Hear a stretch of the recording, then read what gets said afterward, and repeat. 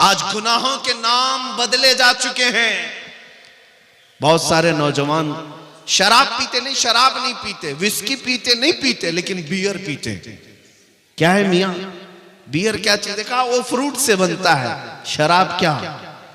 शराब पकाने से बनता है, वो भी बहुत सारे फ्रूट से ही बनता है।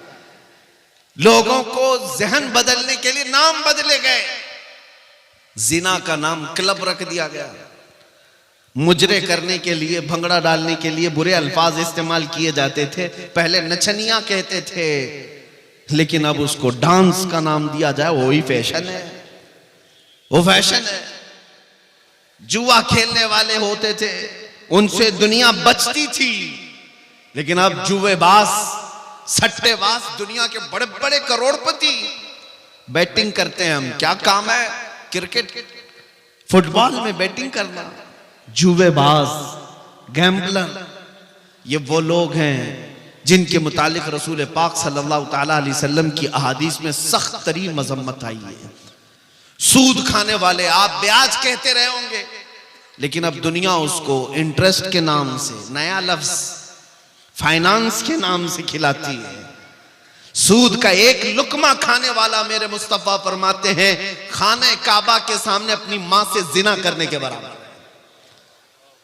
मुसलमानों को इन तमाम चीजों में लाकर डाल दिया गया है। गुनाहों के नाम बदले गए। इसीलिए एक ही बात मैं कह रहा हूं, तवज्जो से सुने, जब तक तुम अपनी ख्वाहिशात को हुजूर की मर्जी के मुताबिक नहीं बनाओगे, ये दुनिया कदम कदम पर तुम्हें जहर पिलाती रहेगी, जहर पिलाती रहेगी। आपको क्या क्या नाम दे दिए गए। बहुत सारे नौजवान सजने संवरने के नाम पर अपना अपना तशख्खुस बिगाड़ लिया, अपनी आइडेंटिटी बदल ली। तुम्हारी दाढ़ियां तो गटर में बह रही हैं, तुम्हारी टोपियां तो छुपी हुई हैं, शर्म आती है। उन दूसरों को देखो, चोटी रखने में शर्म नहीं आती, बालियां पहनने में शर्म नहीं आती, चूड़ियां पहनने में शर्म नहीं आती। नौजवानों की बात कर रहा हूं, कपड़े फाड़ करके पहनने में शर्म नहीं आती, लेकिन मुस्तफा करीम के अखलाक पर अमल करने में शर्म आती है। इंसाफ करो, फिर कौन से मुसलमान हो। जब तक तुम अपने आप को न बदलोगे, ये हालात नहीं बदलने वाले। कुरान कहता है, इन्नल्लाह ला युगय्यिरु मा बिकौमिन हत्ता युगय्यिरु मा बिअनफुसिहिम। बेशक अल्लाह ताला उस वक्त तक किसी कौम की हालत को नहीं बदलता जब तक वो कौम खुद अपनी हालत नहीं बदलती। आज बदलने का वक्त है। शायर ने सच कहा है, जगह जगह के थक चुके हैं तुम्हें यह हंगामे, नशाते लज्जते ख्वाबे गिरा बदल डालो। गलत रवि से मनाजिल का बहुत बढ़ता है, मुसाफिरों रविश कारवां बदल डालो। मैं आया हूं सिर्फ यहां पर इस बात के लिए कि तुम्हारे घरों में हर पैदा होने वाला बच्चा मेरे मुस्तफा का सिपाही बनकर के निकले, नबी पाक सल्लल्लाहु ताला अलैहि वसल्लम की इज्जत पर पहरा देने वाला बनकर निकले। इतने बड़े अजीम काम के लिए उठने वाला एक बच्चा, जाहिर सी बात है उसे अंदर से और बाहर से पूरा पाक होना होगा, उसकी तरबियत पर पूरी तवज्जो देनी होगी। यहां पर जितने हाजिरीन आए, सबसे मैं कहता हूं, अगर अल्लाह ने एक बेटा दिया है तो मेरे मुस्तफा के नाम पे पालो, उसकी तरबियत करो नामे मोहम्मद लेकर के, और उसे यूं सिखाओ, मैं सो जाऊं या मुस्तफा कहते कहते, खुले आंख मेरी सल्ले अला कहते कहते। जब वो जवान हो जाए, फिर देखना दुनिया उसके सामने उंगली उठाने की भी हिम्मत नहीं रख सकती। आज तुमने अपने बच्चों को आवारा कर रखा है, इनको किसी और के गोद के हवाले कर दिया है, इनको तुम ऐरे गैरे के तरबियत में डाल रखे हो। सिर्फ इतनी बात मैं कहने आया हूं, तुम्हारा हर बच्चा मेरे मुस्तफा का सिपाही होना चाहिए।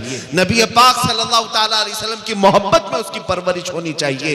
एक माँ का जज्बा देकर मैं अपनी गुफ्तगू को समेटता हूं। तवज्जो, मदीने की खातून है, मदीने की खातून है। जंगे उहद में एक नौजवान शहीद हो गया, जंग में एक नौजवान शहीद हो गया। लोगों ने आकर के उसकी मां को बताया, तुम्हारा बेटा शहीद हो गया, अकलौता बेटा था। अगर हमारी औरतों का कोई एक जवान बेटा दुनिया से चला जाए, पता नहीं वो आसमान सर पर उठा ले। मातम करने लगे, चेहरा नोचने लगे, बाल खोलने लगे। नहीं, मदीने की खातून थी, हिजाब में निकलती है, सीधे उहद के मैदान में आती है, रसूल पाक सल्लल्लाहु अलैहि वसल्लम का दीदार करती है और पूछती है, या रसूल अल्लाह, क्या मुझे इजाजत है मैं अपने बेटे को देख सकूं, मेरे बेटे की लाश देखूं? नबी पाक सल्लल्लाहु अलैहि वसल्लम ने फरमाया, हाँ तेरा बेटा शहीद हो गया, अल्लाह उसको बुलंद मकाम दे, जा तू देख सकती है। सुनो ए मुसलमानों, वो खातून आई अपने बेटे को ढूंढते हुए, मैदान में पड़ी हुई एक लाश है, जवान बेटे की लाश जब माँ देखे तो कलेजा फट जाना चाहिए, लेकिन कमाल है वो मदीने की खातून, सलाम हो उनकी अजमतों और कुर्बानियों पर, अपने बेटे की लाश के करीब आई, जिस्म से जुब्बा हटाया, जिस्म से जुब्बा हटाया और पलटा, पीठ पर हाथ फेरती रही, सीने पर हाथ फेरती रही, फिर जुब्बा सीधा किया, मुस्कुराई और सजदे में गिर गई, सजदे में गिर गई, शुक्र अदा करने लगी। सहाबा वहां खड़े थे, उन्होंने पूछा, है खातून आप ये क्या कर रही हैं? सुनो मदीने की खातून क्या कहती हैं, कहती हैं बात दरअसल ये है, मेरे इस जवान बेटे की मैंने शुरू से परवरिश इसी नाम पे की थी कि कभी इसकी जवानी काम आए तो मेरे मुस्तफा के काम आए, मेरे नबी पाक की इज्जत के लिए काम आए। फिर जब उहद की लड़ाई का ऐलान हुआ, मैंने अपने बेटे को सजा संवार करके अपने घर से रुखसत किया था। जब मेरा बेटा कल घर से मुझसे रुखसती ले रहा था, मैंने उसको नसीहत के तौर पर एक लफ्ज कहा था, बेटा अगर जंग में सख्तियां आ गई, अगर दुश्मनों की तरफ से बहुत ज्यादा वार होने लगे, तुझे मैं कसम देती हूं नबी पाक को छोड़कर भागना मत मैदान से, कभी पीठ पीछा करके भागना मत, और अगर तू मैदान से भागते हुए मारा गया, भागते हुए मारा गया, मां कहती है मैं अपना दूध माफ नहीं करूंगी, मैं अपना दूध माफ नहीं करूंगी। बच्चों की तरबियत इस नाम पर मदीने की खवातीन करती थी, मैं अपना दूध नहीं माफ करूंगी। ये खातून कहती है मुझे फिर जब पता चला मेरा बेटा शहीद हो गया, मैं दौड़ती हुई आई देखने के लिए, और मैंने इसका जुब्बा उठाकर जो पीठ पर देखा, यही देखा कि कहीं ये भागते हुए पीठ पीछे से तो नहीं मारा गया, काफिर होने से पीछे से वार करके तो नहीं मारा, ये भागता हुआ तो नहीं मारा गया। मैंने देखा मेरे बेटे की पीठ पर एक भी तीर का निशान नहीं है, जितने निशान है सब इसने सीने पर लिया है। इसी बात पर मैं अल्लाह का शुक्र अदा करते हुए सजदा रेज हुई। वो कैसी खवातीन थी, अपना लाल और अपना जिगर दे भी दिया, लेकिन ये देखा कि मेरे मुस्तफा की खिदमत में पूरा उतरा भी है या नहीं उतरा। मेरे अजीजों, बच्चों की तरबियत मदीने वाले यूं किया करते थे, इसलिए मदीना छोटा जरूर था, लेकिन कैसर और किसरा की फौजें भी मदीने के नाम से थरथराती थी, खौफ से डरती थी। क्यों?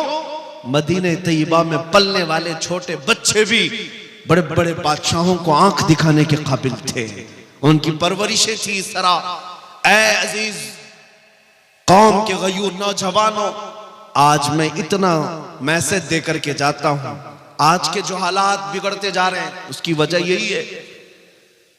जाहिर सी बात है, जब तुम सोने लग जाओगे तो कुत्ते राज करना शुरू कर देंगे, तुम्हारा चलना फिरना जारी रहेगा तो कुत्ते अपनी अपनी जगहों पर जाएंगे। आज ये तमाम हालात के बदलने की वजह यही है, हमने अपने हाथों अपनी बहुत सारी खराबियां की हैं, अपने हाथों अपनी बर्बादियां शुरू की हैं। इन्हें कौन समझाया है नौजवानों को कि तुम्हारा दीन कितना पाकीज़ा है, कितना खूबसूरत है, इससे बेहतर इज्जत तुम्हें कहीं नहीं मिल सकती।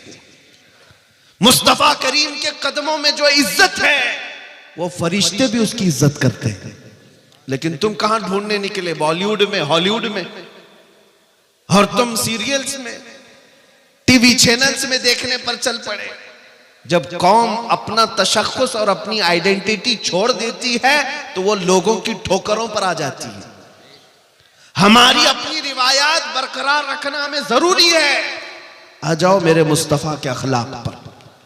आज जो हालात बदले हैं, सिर्फ थोड़ी बेदारी की जरूरत है। मुझे पता है उन पाखंडियों की कोई हैसियत ही नहीं जो अपने गुफे में बैठकर भौंक तो सकते हैं, लेकिन कभी किसी मोहम्मद अरबी के शेर का मुकाबला कर ही नहीं सकते।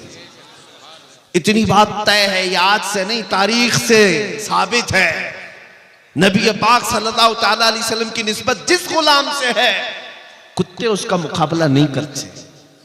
और ये बात भी मैं बता दूं, हा हू बहुत हो रहा होगा, दुनिया वाले बहुत कुछ बड़े बड़े बुलंद बांग दावे कर रहे होंगे, लेकिन इतनी बात जरूर है, बहुत सारे कीड़ों की आवाज से और कुत्तों की आवाज से इनकलाब नहीं आता। एक शेर भी अगर दहाड़े तो पूरे मैदान में इनकलाब आता है। बड़ी बड़ी उन आवाजों की तरफ हमें तवज्जो करने की जरूरत नहीं। हमने देखा है आज एहसास सिर्फ इस बात का हो रहा है कि हमें छेड़ने वाले लोग खुले आम आजाद हो गए, वरना इतनी मजाल नहीं थी कि मेरे नबी तक उंगली पहुंच जाए, कुरान तक पहुंच जाए, इस्लाम तक पहुंच जाए। होना तो कुछ नहीं, ना हुजूर की शान में एक नुक्ता फर्क आ सकता है, ना कलामे खुदा कुरान मुकद्दस का एक नुक्ता बदला जा सकता है, कुछ नहीं होगा। लेकिन शर्म की बात यह है कि हमारी जिंदगी में उन तक हाथ कैसे गया, इस बात का अफसोस है। बाकी कुरान के मिटाए जाने का या रसूल पाक की इज्जत का सवाल ही नहीं बनता, क्योंकि आला हजरत ने फरमाया तू घटाए से किसी के न घटा है न घटेगा।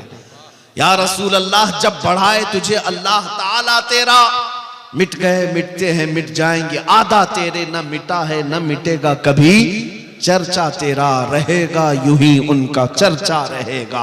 पड़े खाक हो जाए जल जाने वाले, नबी पाक सल्लल्लाहु ताला अलैहि वसल्लम की इज्जत पर कोई आंच नहीं आ सकती, कुरान पाक का एक नुक्ता नहीं बदल सकता। हमने अपनी जिंदगी में भी नहीं देखा वो राफजी कुत्ता जो दीन बदलने निकला, इस्लाम बदलने निकला, कुरान को बदलने निकला, हालत ऐसी हो गई कि घर का वो क्या कहते धोबी का कुत्ता, ना घर का ना घाट का। आज यही हालत हो गई, ना इधर का रहा ना उधर का रहा, बीच सड़क में पड़ा रहा। अब तो ऐसे ऐसे स्टेटमेंट आते हैं उसके, जान का खतरा है, मैं जान का खतरा है। ये जिल्लत तो अभी दुनिया में देखनी है, आखिरत की बाकी है। सच फरमाया इमाम इश्क व मोहब्बत ने, या रसूल अल्लाह, जो तेरे दर से यार फिरते हैं दर बदर यूं ही खार फिरते हैं, दर बदर यूं ही खार फिरते हैं। जो हुजूर पाक को छोड़ता है वो जिल्लतों का शिकार होता ही है, होना कुछ नहीं है। जो जो हुजूर की तरफ उंगली उठाते रहे वो सब कीड़े फना हो जाएंगे, सब कीड़े फना हो जाएंगे, बरसाती मौसम के कीड़े। लेकिन मेरे मुस्तफ़ा करीम की शान जैसी थी वैसी ही बाकी रहनी है, बल्कि कुरान उनके मुतालिक कहता है वलल आखिरतु खैरुल लक मिनल ऊला। ऐ रसूल, हर आने वाली घड़ी आपकी पिछली घड़ी से बेहतर है, आपकी शान बुलंद होती ही जाएगी सुबह क़यामत तक। अरे मियाँ, ये तो कुरान की बात है ही है। जॉर्ज बर्नार्ड शॉ, अंग्रेज तारीखदान, एक मौर्रिख या अंग्रेज एक दानिश्वर है, वो कहता है, हमारी जमात का नहीं, वो कहता है मैंने दुनिया में बहुत सारे इनकलाब देखे, रेवोल्यूशन, और इनकलाब लाने वाली शख्सियतें जब तक जिंदा थी उनका इनकलाब भी जिंदा था, लोग भी ज्यादा थे, लेकिन जब वो शख्सियतें मर गई तो इनकलाब भी ठंडा पड़ गया, वो रेवोल्यूशन भी गया। जैसे लेनिन का इनकलाब, मार्क्सिज्म का इनकलाब, सोशलिज्म का इनकलाब, डेमोक्रेटिक का इनकलाब, बहुत सारे इनकलाब आए।